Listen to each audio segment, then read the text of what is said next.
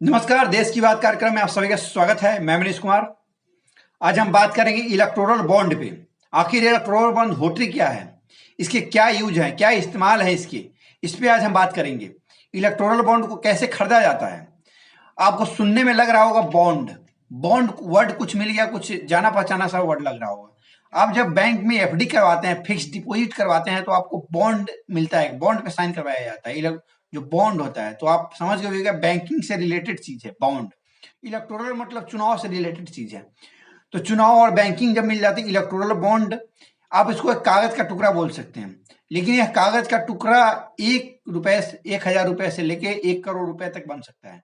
यह होता क्या है, बाकायदा साधारण भाषा में आपको हम समझाएं तो चुनाव जो होता है, चुनाव में जो पॉलिटिकल पार्टी होती है, पॉलिटिकल पार्टी जो चंदा लेती है, वह चंदा कैश के न लेने के माध्यम से अब डायरेक्ट वो ले लेगी बॉन्ड के माध्यम से, कागज के टुकड़े के माध्यम से। जैसे आप चेक किसी को देते हैं, उसी के जैसा एक बॉन्ड बन गया है।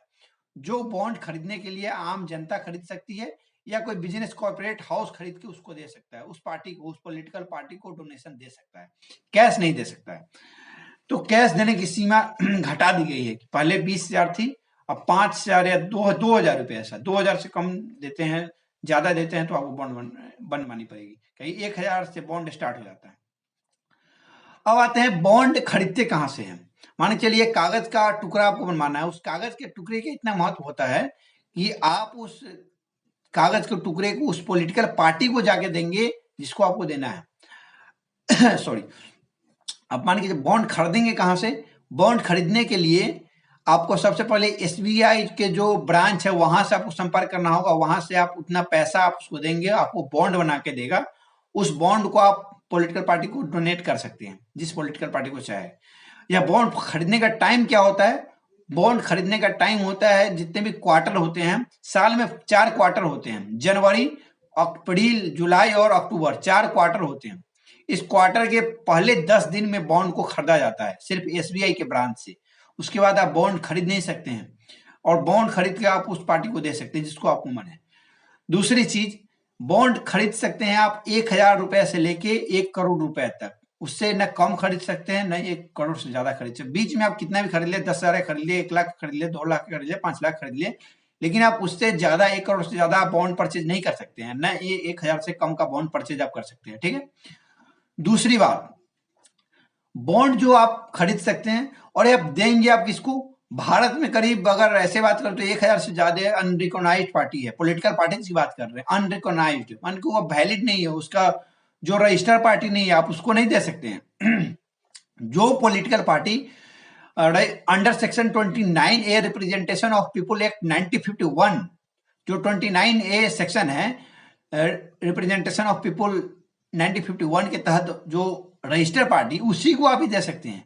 वो भी उस पार्टी को जो पार्टी 1% वोट शेयर जिसको मिला है लोकसभा में, या जो विधानसभा चुनाव होते हैं राज्य में, स्टेट के चुनाव, उसमें या लोकसभा चुनाव में उसको 1% वोट शेयर मिला है, उसी पार्टी को आप बॉन्ड दे सकते हैं। इस बात को ध्यान में रखना है। उसी पार्टी के वोट आप बॉन्ड लेने योग्य है। एक और चीज यहाँ पे ध्यान देना होगा, बॉन्ड आप खरीदते हैं, आपकी पूरी जानकारी बैंक को देना होगा कि हम ये है, पूरा आपकी केवाईसी करवानी होगी। आप कोई भी व्यक्ति हैं, आप डायरेक्ट जाके बॉन्ड नहीं खरीद सकते हैं, आपकी उस बैंक में पूरी जानकारी देनी होगी, उसके बाद आपको बॉन्ड परचेज करने दिया जाएगा। और बॉन्ड जो वैलिड रहता है, मान के चलिए आप बॉन्ड खरीदे आज और 2 महीना जाके दिए उस पॉलिटिकल पार्टी को, तो इनवैलिड हो जाएगी।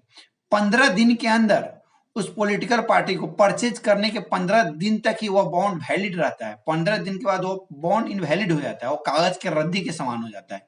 अब इस चीज को समझिए, 15 दिन तक ही वह कैश में बदला सकता है, और बॉन्ड पे कोई इंटरेस्ट नहीं मिलता है। मान के चलिए कोई पॉलिटिकल पार्टी उस बॉन्ड को अपने अकाउंट में डाल ली, 1 करोड़ रुपए उसको मिला, तो उस पर इंटरेस्ट उसको नहीं मिलेगा। ध्यान देने वाली बात है। इस बॉन्ड या बॉन्ड खरीद कौन सकता है, इंडियन सिटीजन खरीद सकते हैं, या तो कॉर्पोरेट हाउस खरीद सकते हैं। इस बॉन्ड की एक खासियत होती है, इस बॉन्ड के बारे में आपको कोई जानकारी नहीं देगा। आप दे रहे हैं किसी पॉलिटिकल पार्टी को बॉन्ड, तो आपको जानकारी रहेगी, या उस पार्टी को जो जिस नेता को आप देंगे उसको जानकारी रहेगी, और थर्ड पार्टी किसी को नहीं मालूम रहेंगे, सिर्फ बैंक को मालूम रहेंगी। और बैंक या बात डिस्क्लोज नहीं करने का यहाँ प्रोसीजर दिया गया है कि बैंक के पास ही यह बात रहेगी, लेकिन ऐसा तो होता नहीं है। सरकार के अंदर बैंक आती है, यह ट्रांसपेरेंसी के बिल्कुल उलट है। यह इलेक्टोरल बॉन्ड लाने का मकसद था 29 जनवरी 2018 को लाई गई थी इलेक्टोरल बॉन्ड। इलेक्टोरल बॉन्ड लाने का मतलब ही था कि ट्रांसपेरेंसी को लाना, चुनाव में जो फंडिंग होती है इसको उजागर करना, लेकिन इसका डायरेक्ट अपोजिट है। यहाँ पे आप चाह के भी उस चीज को नहीं जान सकते हैं किस पॉलिटिकल पार्टी को, किस कॉर्पोरेट हाउस या किस व्यक्ति ने कितना पैसा फंड किया है। आप आरटीआई डाल के भी उस बात को पता नहीं लगा सकते। आरटीआई इस पे लाखों फाइल हुए हैं, लेकिन अभी तक कोई जवाब नहीं आया है। सुप्रीम कोर्ट में याचिका डाली गई है, सुप्रीम कोर्ट सुनवाई करने वाला है 24 मार्च को, 24 मार्च को सुनवाई करने वाला है। लेकिन अब इस चीज को देखिए, इसमें ट्रांसपेरेंसी बिल्कुल खत्म है। इससे नुकसान बहुत ज्यादा होगा, ब्लैक मनी की फंडिंग बढ़ेगी। ब्लैक मनी की फंडिंग कैसे बढ़ेगी आपको बताते हैं। ब्लैक मनी अगर मान के चलिए 10 लाख करोड़ किसी के पास पैसा आया, वह टैक्स नहीं दिया और इलेक्टोरल बॉन्ड खरीद के उस व्यक्ति को दे दिया, किसी को पता नहीं है। आप इस ब्लैक मनी को व्हाइट करने का बहुत ही अच्छा तरीका है, फिर उसी व्यक्ति से वह पैसा वो ले भी सकता है। वो व्हाइट हो जाएगा, उसके बैंक में जाते, जो लीडर है उसके बैंक में जाते, वो पैसा व्हाइट हो जाएगा और व्हाइट हो जाने के बाद में आप उस पैसा को यूज कर सकते हैं।